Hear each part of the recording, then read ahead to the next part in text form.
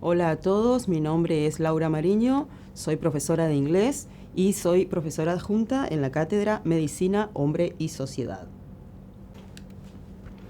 El objetivo de la clase de hoy es conocer las estructuras gramaticales básicas de las oraciones en inglés y compararlas con las del español. Cuando hablamos de oraciones, hablamos de conjuntos de palabras con sentido propio, es decir, una serie de palabras que posee un sentido completo, que forman párrafos, que estos a su vez componen un texto. La oración se divide en dos partes, sujeto y predicado. Llamamos sujeto a la persona o cosa que realiza la acción en una oración, mientras que el predicado es lo que se dice del sujeto, es decir, lo que está haciendo este sujeto. Aquí tenemos un ejemplo de una oración en español comparada con la misma oración con el mismo significado en inglés. Si observamos bien, en ambas oraciones podemos separar el sujeto del predicado y la primera oración que aparece en el predicado es el verbo. Con esto quiero mostrar que las estructuras, la estructura de una oración en ambos idiomas es muy similar. Aquí tenemos dos oraciones en español y las mismas dos oraciones en inglés. Como vemos, en la primera oración, el sujeto es la anorexia nerviosa y después aparece el verbo. En la segunda oración en español, el sujeto no afigura, empieza directamente con el verbo. Esto es porque el sujeto ya fue previamente mencionado y no corresponde repetirlo. Esta figura en español se llama sujeto tácito. Luego tenemos la misma oración en inglés y la figura del sujeto tácito no existe, con lo cual la segunda oración comienza con el pronombre impersonal it, que hace las veces de sujeto, aunque no tiene traducción.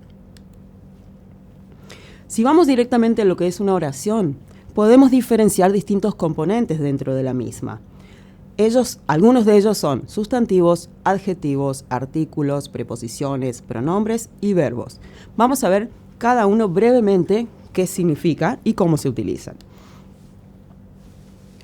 Un sustantivo es una categoría gramatical que sirve para nombrar o designar a todo tipo de sujeto u objeto. Se lo utiliza para hacer referencia a personas, animales, lugares, ideas, sentimientos y cualquier otro elemento. Es una palabra imprescindible dentro de cada oración. Los adjetivos modifican al sustantivo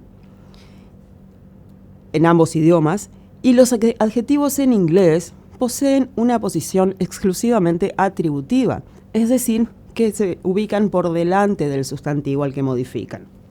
En español, como sabemos, se ubican detrás del sustantivo o eventualmente en algún caso puntual pueden poseer una posición atributiva. Los adjetivos en inglés son invariables y esto los diferencia de los adjetivos en español. Los adjetivos en inglés, decía, no varían si se habla de un sustantivo en singular o plural, en masculino o femenino. El adjetivo se mantiene invariable. El artículo es una palabra que se usa antes de un sustantivo para mostrar si el sustantivo se refiere a algo específico o no. En inglés podemos identificar un artículo definido que tiene todos estos significados que vemos en pantalla y un artículo indefinido. Ahí figuran dos artículos, pero en realidad es uno solo. El que aparece en segundo término, el artículo indefinido an, se utiliza únicamente cuando la palabra que le sigue empieza con vocal. Es por eso que se utiliza para evitar un choque de vocales. Y por último, esto se utiliza únicamente para hablar en singular.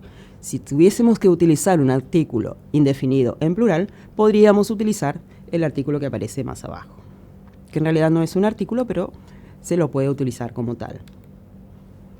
Las preposiciones. Una preposición es una palabra invariable que une términos dentro de una misma oración. Sirven de enlace entre dos palabras o distintos elementos dentro de una misma oración también. Pueden indicar tiempo, lugar, dirección, origen, causa o finalidad. Estas características son comunes a las preposiciones en español, tanto como las del inglés. Sin embargo, su uso es bastante conflictivo, si se quiere, porque las preposiciones en inglés dependen de otras palabras que hacen variar su significado. Es decir, no tienen una única interpretación, sino que la interpretación va a depender del contexto en el cual se encuentra ubicada. Aquí tenemos ejemplos de algunas preposiciones que son las más comunes y eventualmente las tres primeras pueden llegar a significar al equivalente a la preposición en español en determinado contexto. Por eso decía que es bastante conflictivo su uso. Los pronombres. Un pronombre es una palabra que señala o representa a una persona o un objeto y lo remiten a hechos ya conocidos por el hablante y el oyente. Se puede decir también que el pronombre sustituye al nombre que ya fue previamente mencionado para evitar la repetición.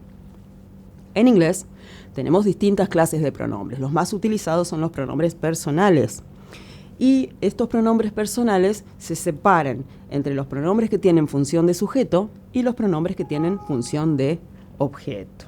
Aquí tenemos un cuadro con los pronombres personales con función de sujeto y con función de objeto, ya sea para la primera, la segunda o la tercera persona, ya sea del singular o del plural. Y por último, la última categoría que vamos a ver en la clase de hoy son los verbos. Y aquí se produce otra conflictividad a la hora de conjugar los verbos. Los verbos son formas especiales del lenguaje. Siempre están en el predicado, ya que se ubican después del sujeto, forman parte del predicado, como decía, y son su núcleo, es decir, la palabra clave dentro del predicado. Muestran lo que está sucediendo en una acción o en una situación. Estas características son comunes a los verbos en ambos idiomas. Sin embargo, los verbos en inglés carecen de inflexiones, esto es, carecen de lo que se llama desinencia al final del verbo que indica a la persona de la cual se está hablando o se está haciendo referencia. Pero sobre esto vamos a hablar en particular en nuestra próxima microclase. Aquí les dejo una bibliografía que pueden consultar para ampliar un poco estos pequeños datos que les había dado acerca de los componentes de una oración. Nos vemos en la próxima.